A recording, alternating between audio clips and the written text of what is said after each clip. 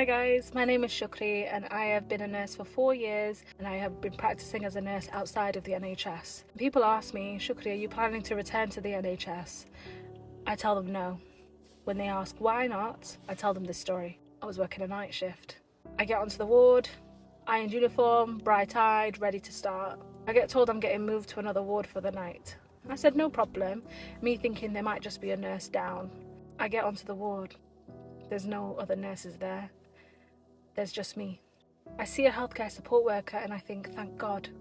So I go and introduce myself and I said to her, oh, where's the rest of the staff? And she said, there is no rest of the staff. There's just us. I call the night manager and I ask, we need more nurses. This is not a safe ratio. They handed us another nurse, leaving another different ward short-staffed. But we had no choice. This nurse comes on and she's just as shocked as I was. There's 30 patients on this ward. There's 2 nurses and 1 support worker. So we get on with it. For several hours, we're spending doing medication rounds and managing our patients, trying to get them stable and settled.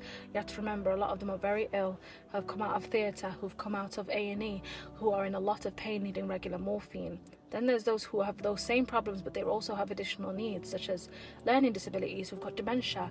But I can't spend that extra time with them as well because I have 2 hands, I have 2 legs, I have 1 heart, and I'm running on empty, but I'm trying my best.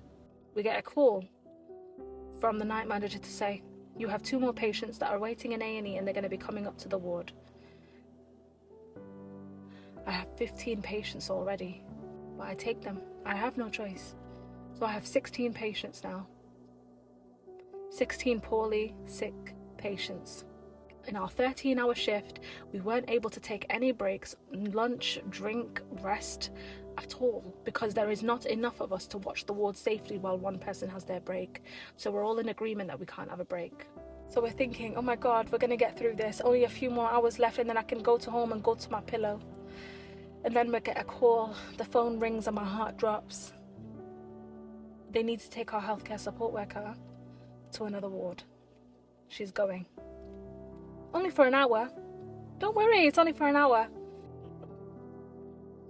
I tried, but there was no use. They weren't letting her stay.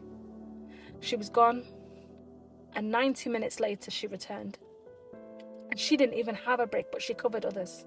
The other nurse who worked with me, she's only been qualified 9 months. I could hear her crying in the toilets. And hearing her cry just broke my heart. It's now 7 o'clock, 7 in the morning.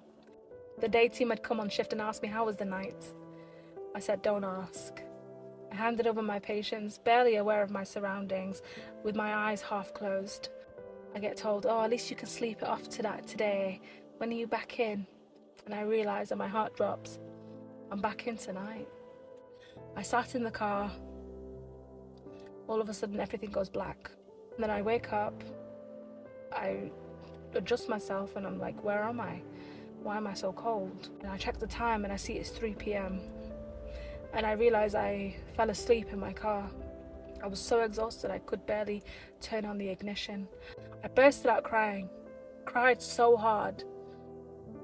And I was 22.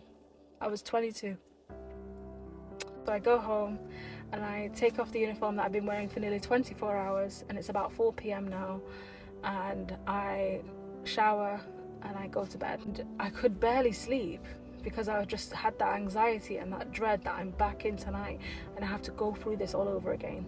And I remembered all those other times where there's been things like this happening on shift that I had neglected to remember or pushed to a side because I was just wanting to do a good job and people please and make everybody else so happy. And then I realised I wasn't happy. After that day, I changed jobs and I moved to a different job in the NHS, but I thought that would change things, but it's a different place, same issue. And it would happen again and again and again.